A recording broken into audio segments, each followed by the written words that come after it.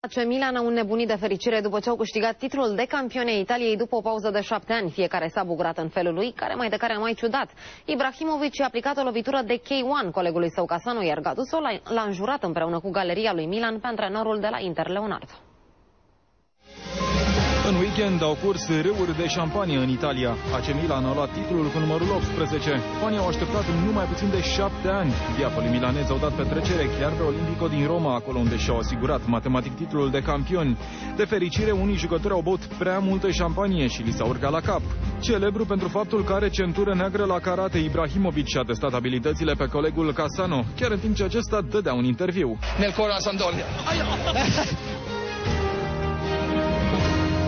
Cassano a părut că nu s-a supărat prea tare, dar și-a continuat bucuria cu o pungă de gheață pe cap. Și durul Gattuso parcă a nebunit după ce au luat titlul. Fanii lui AC Milan l-au chemat alături de ei în peluză. Gattuso a acceptat să cânte împotriva fostei legenda lui Milan, Leonardo, pe care fanii îl consideră trădător pentru că a acceptat să o antreneze pe Inter.